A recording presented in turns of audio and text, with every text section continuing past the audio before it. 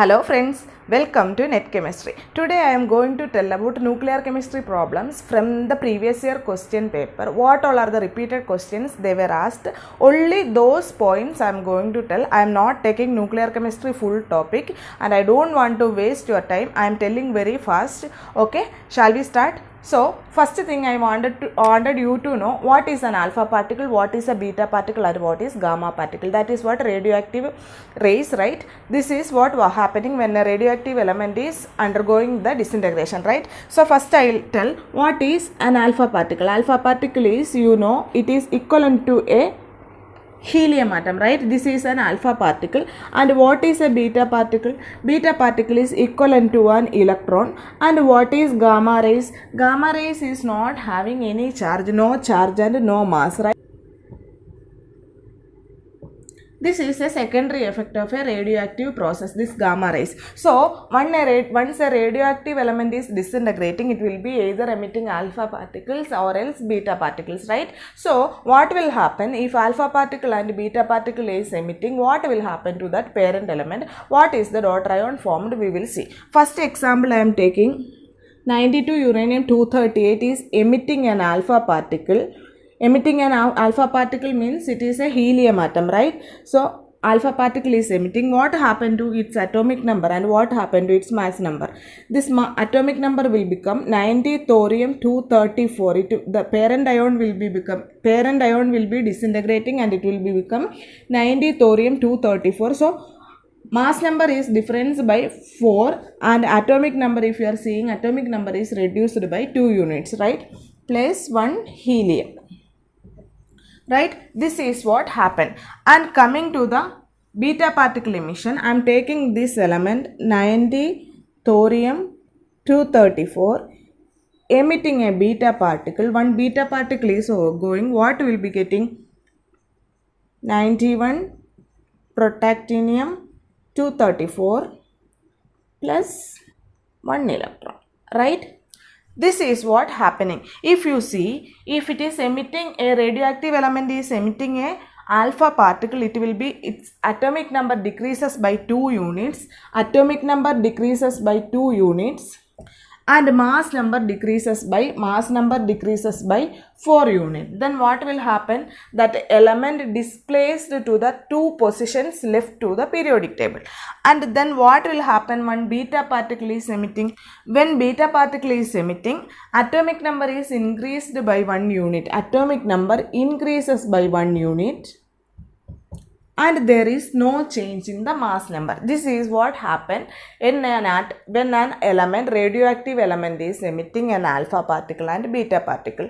Clear? So, this is called as group displacement law. Our question is not that how many number of alpha particle emitted, how many numbers of beta particle emitted, you have to find out. That is what your question will be. So, we will solve the problems and see how to find out the number of alpha particle and number of beta particle. I am writing the problems, okay. Thorium disintegrate to lead. So, okay, 90 thorium-234 has disintegrated to 82 lead-206, okay. How many number of alpha particle? Your question will be how many alpha particle and how many beta particle emitted during this disintegration. So, you have to find out the number of alpha particle and number of beta particle. How to find out? Once an alpha particle is emitted, you have to take the mass number difference. You don't touch the atomic number because atomic number will be changing by both the alpha particle emission and beta particle emission. So, you cannot find out from the atomic number difference. So, you have to take the mass number difference. How number of alpha particles emitted. Mass number difference by 4 you have to do so that you will be getting the number of alpha particle. You know one alpha particle is helium, right?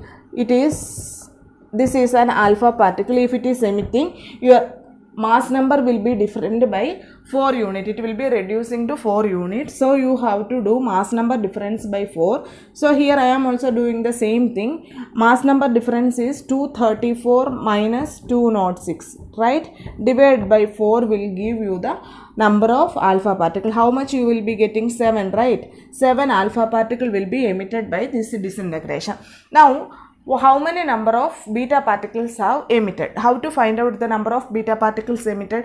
Atomic number difference you have to see. See, 90 has become 82, but 7 alpha particle is emitted means how much your atomic number has to reduce? 7 alpha particle is emitting, atomic number has to reduced by 2 units. So 7 alpha particle is emitting means 14 units your atomic number has to reduce. But here 14 units are reduced, or what? 82 is the actual atomic number. 82 is the current atomic number of the daughter ion, and the parent ion is having 90. So if it is 90 atomic number has emitted 7 alpha particle means 14 unit has to reduce and your atomic number has to become 76. But here atomic number is 82. So that atomic number has increased. That will be due to the emission of beta particle. So how to find out the number of beta particles now? So actual atomic number is 82, but 7 alpha particles as emitted, you have to get the atomic number as 76. So this difference you have to take, atomic number difference. 82 minus 76, how much you will be getting? 6, right? So 6 beta particle has emitted, 6 beta particle and 7 alpha particle. This is the way you have to find out the solution for number of alpha particle and number of beta particle emitted. This is the way you will be getting question about group displacement law. I will solve one more problem, then you will understand it clear. Okay. Next question is, a radioactive element with mass number 238 and atomic number 92. Okay. This is a radioactive element is emitting 7 alpha particle and 14 beta particle. Okay, this many number of alpha particle and this many beta particles are emitted by this radioactive element. What is the relation between the parent ion and daughter ion forming? Okay, this is the question. So what you have to write? First it is 92 is the atomic number and 238 is the mass number. So already we know it is uranium, right? So I am writing it as uranium only, or else you can put it as X if you don't know the atomic number and mass number of this element. X you can put and you calculate. So what will happen? 7 alpha particle is emitting first. 7 alpha particle is emitting. Mass number has to reduced by 28. 7 into 4, right? Mass number difference into 4 units it is reducing. So 7 into 4 it will be 210, right? 210 and 92. 7 alpha particle is emitting, 92 minus 14. 92 minus 14 is 78, right? So this is first it is forming. Then again 14 beta particle is emitting, right? 14 beta particle is emitting means your atomic number increases by 14, right? And mass number will be the same. Mass number will be the same and atomic number is increasing by 14 unit means 78 plus 14 you will be getting 92. Okay. So 92 is the atomic number. The element is radioactive element is uranium, right? 92 uranium. So what is the relation between this and this? What is the relation? This is the isotopes, right? This is 92. Atomic number is same, only mass number is different. This is called isotopes of the daughter element formed is an isotope of the parent element. Next I am telling about N by P ratio. What is N by P ratio? Related to this also, up to last year question paper question was there related to this. Okay, N by P ratio. What is N by P ratio? Neutron proton ratio. You know the stability of an element is depends on the number of neutrons and number of protons present in it, right? So if you plot a graph against number of protons against number of neutrons, here I am plotting number of protons and this number of neutrons. If you plot a graph against a number of protons and a number of neutrons, what will happen? There is a region called stability belt, we will say. Okay. If you see this graph, what is happening? Stability belt, one region we have mentioned. See, here is a region. Most of the stable nuclei will lie within this region. If you see the atomic number up to 20, from this figure it is clear, atomic number up to 20, the elements will fall within this stability belt, right? It is close to unity. Okay, stability number of N by P ratio is close to unity. N by P ratio is close to unity.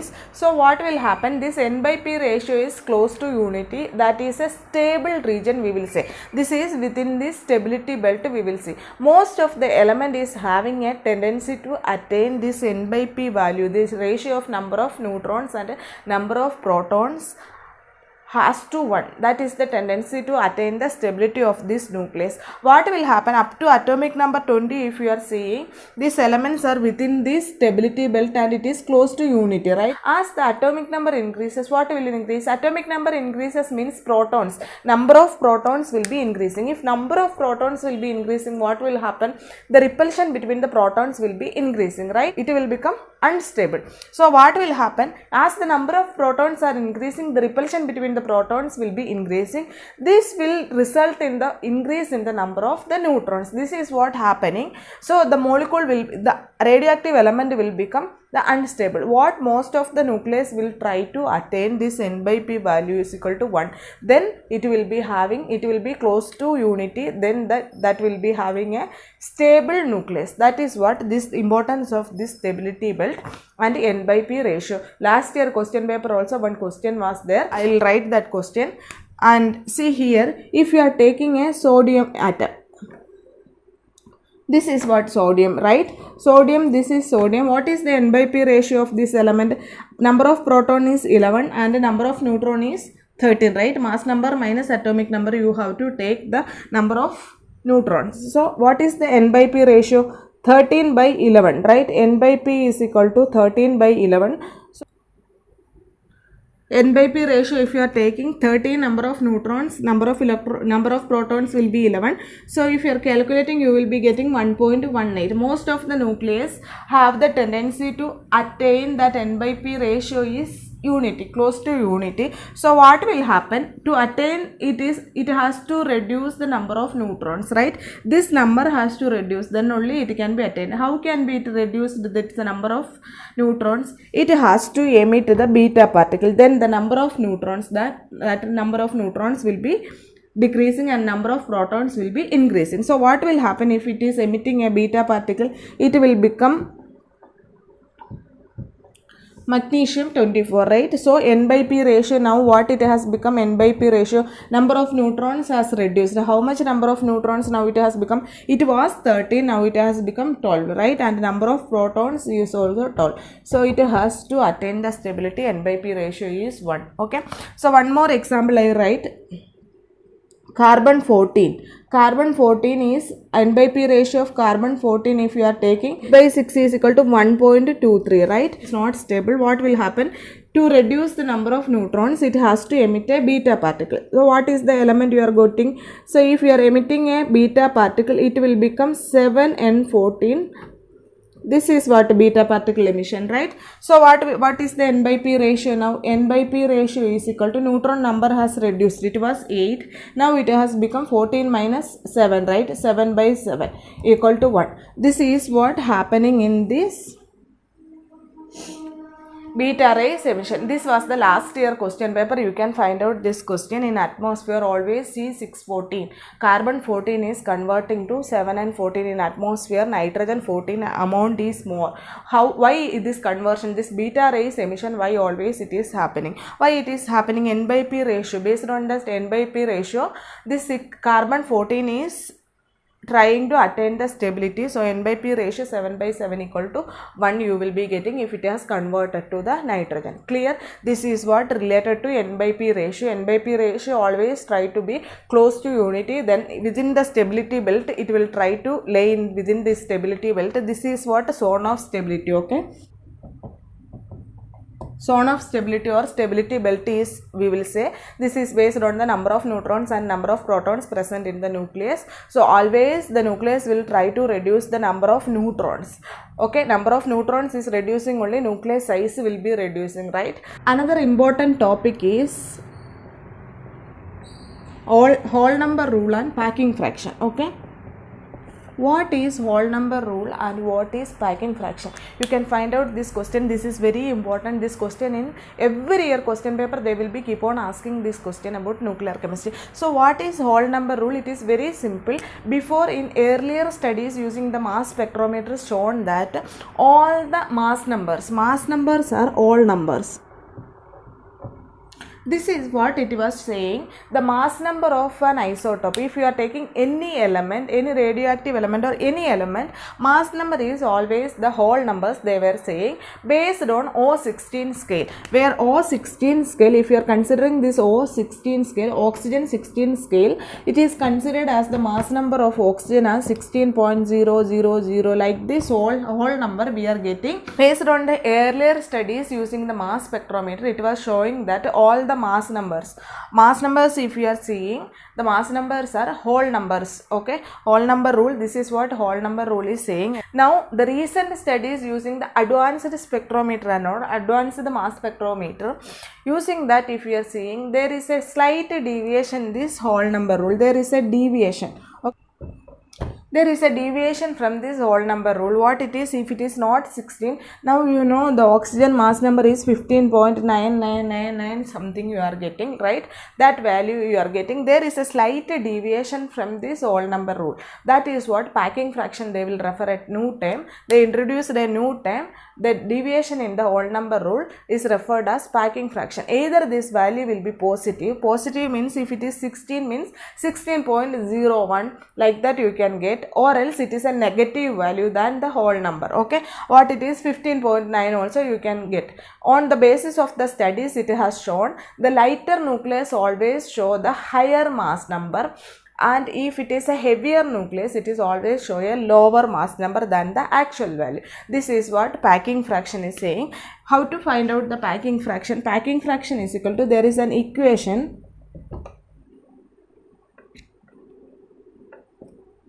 I am writing here, okay, packing fraction is equal to isotopic mass.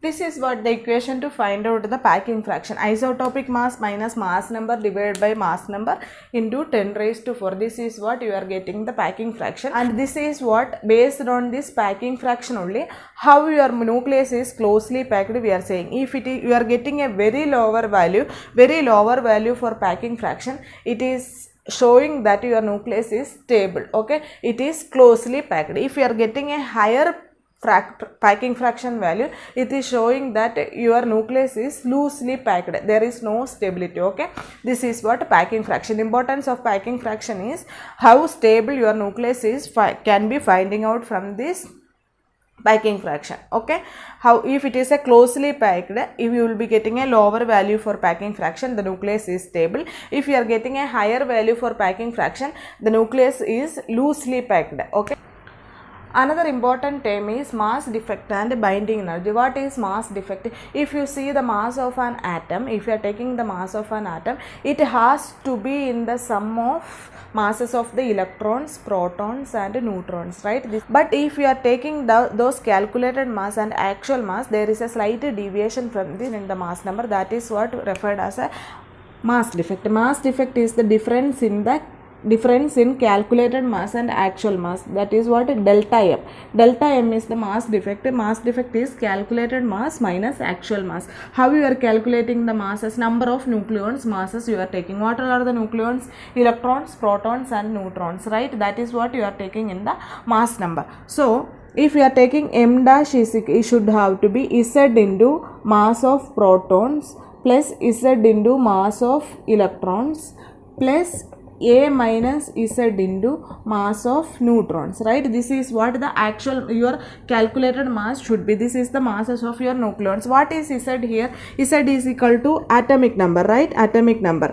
So number of protons and number of electrons equal to atomic number. What is A? A is the mass number. Okay, mass number. A is equal to mass number. So mass number minus atomic number, you will be getting the number of neutrons. This is the way you have to calculate. That is what the calculated mass. But the actual mass is deviating from this calculated mass. So what you have to do, this is the calculated mass minus actual mass. If you are doing, you will be getting the delta M value. What you will be getting? Delta M you will be getting. This is what mass defect. The masses of the nucleons minus the actual mass, then that is called mass defect. There is a slight deviation in the mass number. So why this slight deviation is happening is explaining by the binding energy. This is clear now, mass defect. Another term is binding energy. What is binding energy now? What is binding energy? Binding energy is the energy released when a nucleus is forming from its constituent nucleons. This formation, that some energy is releasing, this is actually account for the delta M. What mass defect is accounted by the term binding energy. How you can account it? It is releasing as the energy. When a constituent nucleons is bind together and form a nucleus, that energy released, the form of a, this is called, that is what mass defect you are getting. So what is binding energy? Binding energy is the energy released when a nucleus is forming from its constituent nucleons. That is what proton, electron and neutron. These nucleons combine together to form a nucleus. Some energy is released. That is what there is a defect in the mass. Calculated mass and actual mass is different. How to calculate the binding energy? Binding energy is nothing but mass defect into 931.5 MeV. This is the equation to calculate the binding energy. This is another important topic for your exam. Next I am telling about Geiger-Müller count. Okay, Geiger-Müller count. What is Geiger-Müller count? To measure the radioactivity, the number, the alpha particle, beta particle and gamma rays, how much it is emitting, that can be measured by this Geiger-Müller count, Wilson cloud chamber, scintillation count, etc. The most commonly used instrument is Geiger-Müller count. Alpha beta rays, what will happen? Alpha beta rays causes the ionization of the gases. Based on that only you are going to measure. This is the structure of the instrument. Here it is a mica window. Okay, this is a mica window and this is a copper cylinder. This is a copper cylinder. Inside this copper cylinder we have filled inert gases, argon gas plus alcohol vapors we have filled. Okay, argon gas plus alcohol vapor. So Geiger-Müller count parts I am telling. This question was there in the last year question paper. You can see from nuclear chemistry. Okay, only nuclear chemistry problems I am taking now. So in this copper cylinder, what it has filled? Argon gas and alcohol vapor has filled. Here it is a thin mica window is there, and copper cylinder itself is acting as a cathode, and this is the anode. In the middle you can see a wire has kept. That is what? A tungsten wire. Okay, this tungsten wire will act as the anode, and here it has connected to a high voltage 1500 volt it has connected, and here it is a neon lamp is there, neon lamp. This is a mechanical recorder. So what will happen? This is the cathode and this is the anode. This is a copper cylinder filled with argon gas and alcohol vapor, and a thin mica window is there. What will happen if you keep any radioactive substance near to this place? What will happen? Alpha, beta, gamma rays will enter into this copper cylinder.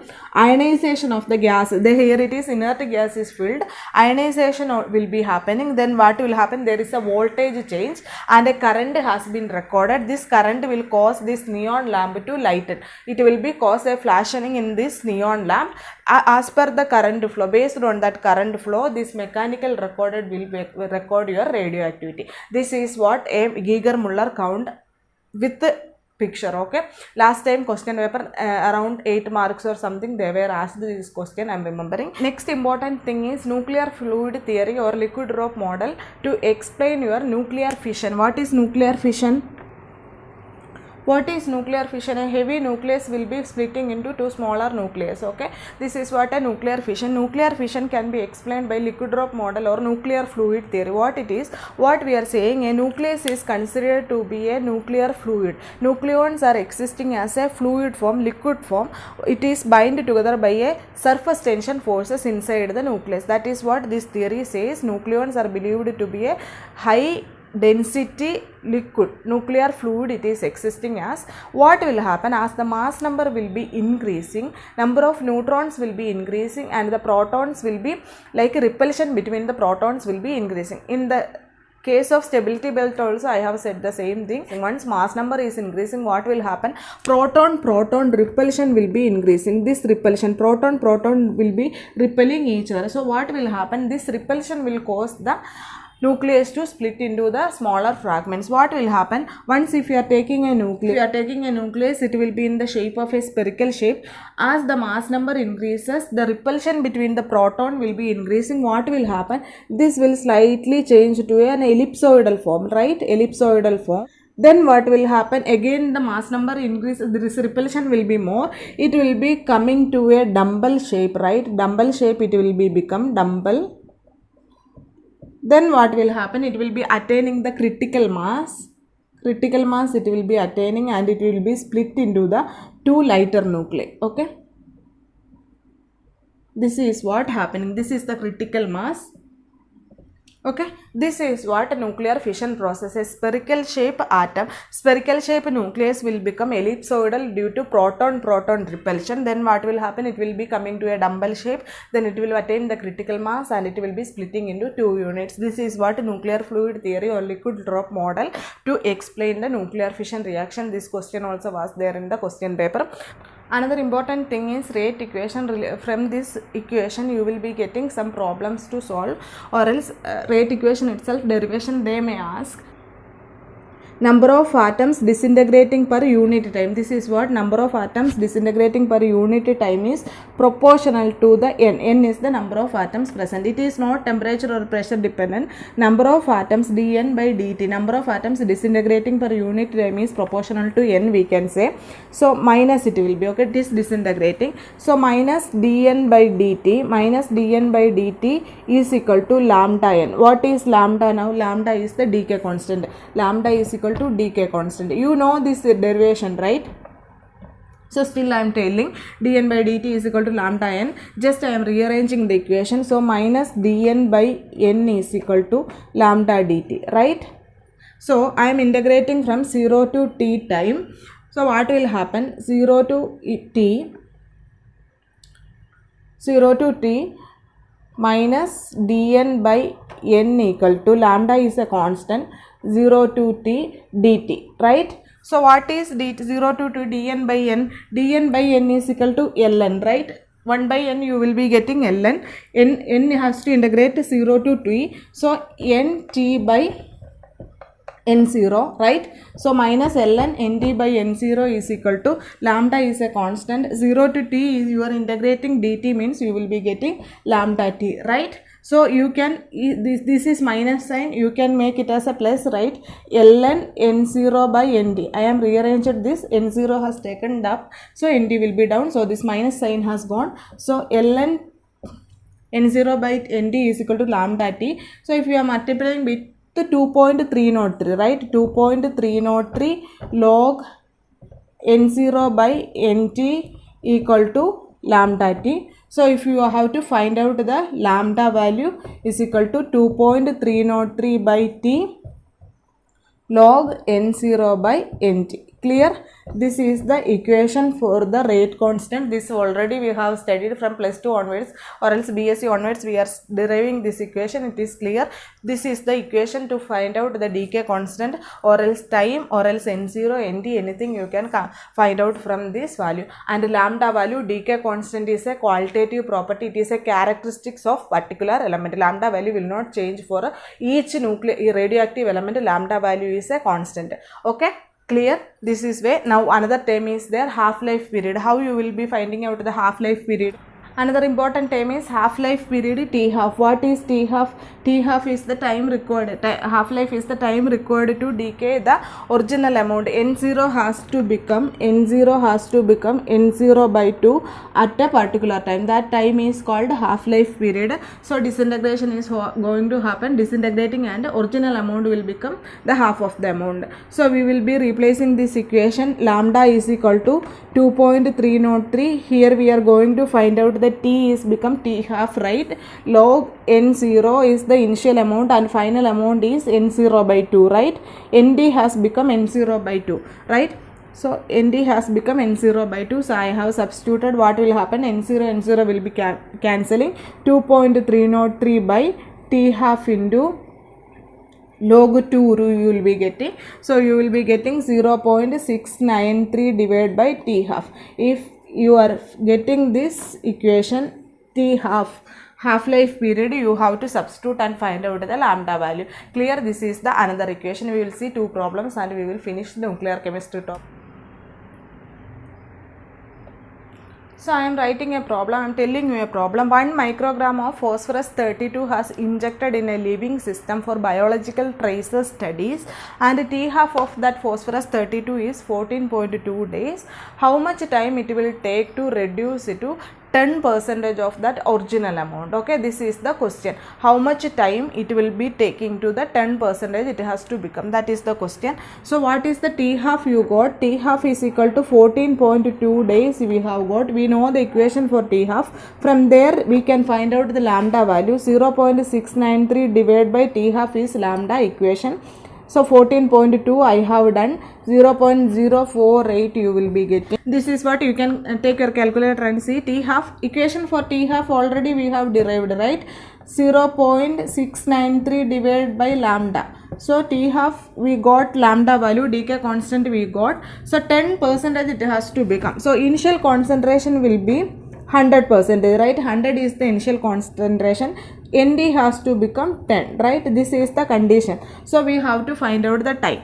Time is equal to 2.303 by lambda log N0 by ND, right? So you have to substitute 2.303 by lambda value you got already from half-life period 0.048 into log N0 by ND. N0 was 100 and ND was 10. So you have to log 10, you have to take this value, you have to find out, that is the time required. This is the way you are going to get the problems about rate constant and half-life period. Clear? Okay. So one more thing I have to indicate, I forgot to tell you, average life period 1.44 into t half. This is what average life period. Okay, you cannot find out the total decay, you can find out the average time. Average time, total time to require the complete disintegration is not possible, so we are taking the average time. This is not completely disintegrated, average disintegration, that time only, that can be find out using this equation. Okay, that is what average life period. I think I have almost covered the nuclear chemistry problems, so hope you understand it well. Thank you for watching. To be continued.